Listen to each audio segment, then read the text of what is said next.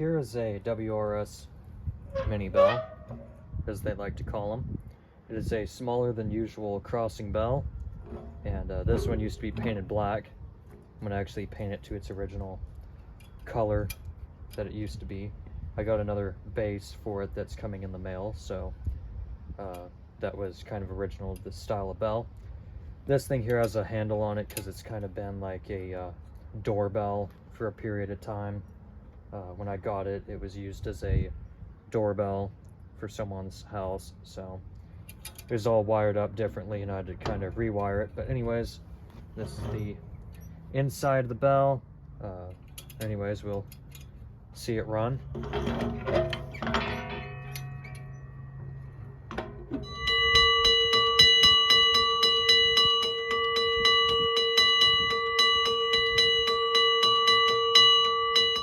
The next bell I'm installing is a 5-inch base bell, so I'm going to take this bell adapter off. This is a Western Cullen Hayes mechanical bell, and the reason why it has a second gong is because I was kind of fooling around with it and was like, you know what would it sound like if we put a second gong on it? And kind of forgot about it and left it in my garage, and it still has it. So anyways, I'm going to ring it with the second gong on it. Why not? I've got like a bunch of the Western Cullen Hayes ones that I can try out with the single gongs on it. So anyways, here's the Western Cullen Hayes 2-gong mechanical bell.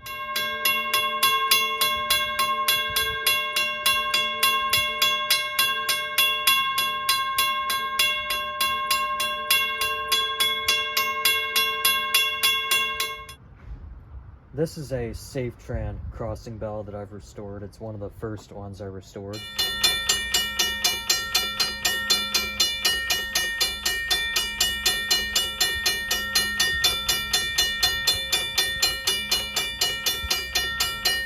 This is a electronic bell. You'd typically see these on modern crossings and even for replacements for the older mechanical bells. And you basically got a board in here that controls the speaker. It gives the speaker its sound, and then you run the wire, which is right at the side of it, into 2 terminals, and that's for maintenance and replacement of these crossing bells. This has a metal housing on it. You have some that have plastic housings. I even have one next to me right here. This is a plastic housing with a metal casted base. Not much to it, so I'm just gonna ring the bell.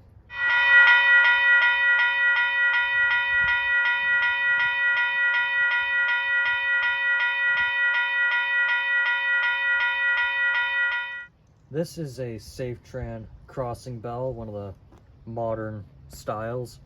And you can see that this bell is slightly offset, and that is actually to allow this door to open without having to have a separate casting of the crossing bell. This is a 3-piece casting. As you can see, you got the hood, the housing, and the back door. You have some that are 1-piece, 2-piece, 3-piece, as well as 4-piece housings.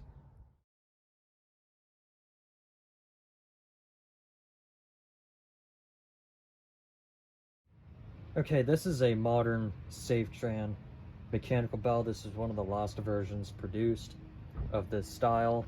It doesn't have the marking on the top of the bell.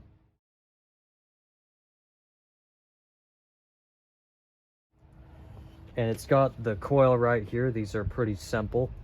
When you need to replace them, you just bend these back after taking this assembly out, and you take out the coil and you put in another one, but you can also make your own. It's got a part number here, AC, and then the ohms is 12.6. Says T 1200, that's turns, 1200 turns of copper wire. And the wire size is W, which stands for wire, 23, which is the gauge, and then E stands for enameled, so it's enameled copper wire.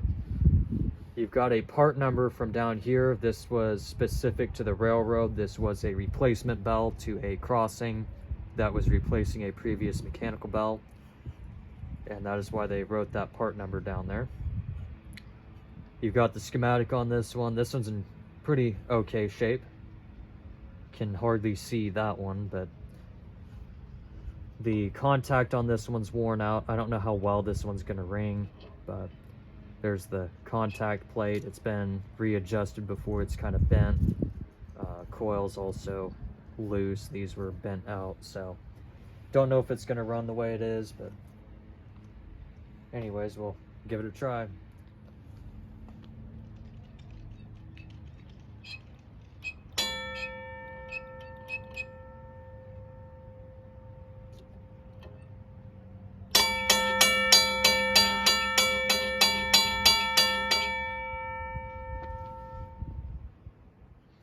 And this bell appears to be completely dead.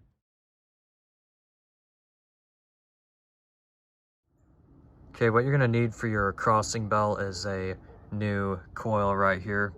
They're pretty easy to make. And the contact gap is kind of worn out. I'd suggest sanding it down a little bit to where it's flat and then straightening out your contact. You also need to oil up the armature. It's squeaking, and it's usually a sign of lacking oil. And your schematic is still good, so I won't really need to send you any information on that. And right here is, if you ever do decide to install this on another crossing or anything, that's your strain relief for your wire right here. You wrap your wire around it, and it prevents the weight of the wire from straining the terminals on it where it could be pulled out. So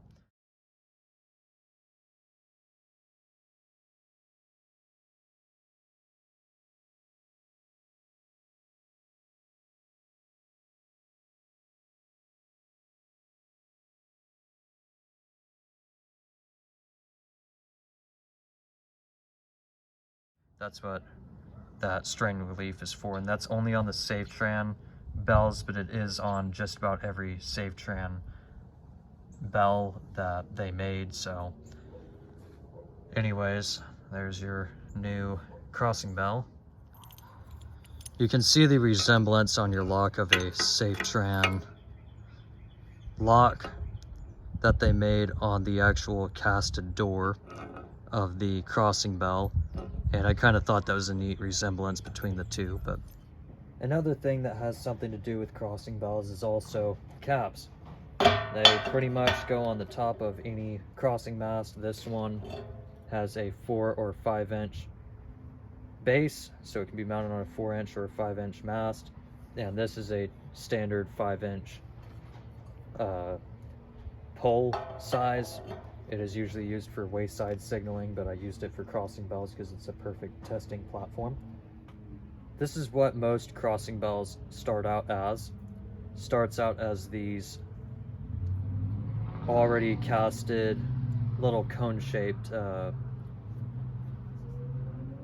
pieces, and they'll melt these down again whenever they take it to a foundry, and they will cast it into sand, and it will come out like those bells that you see. So this is what they look like before they're casted into a bell.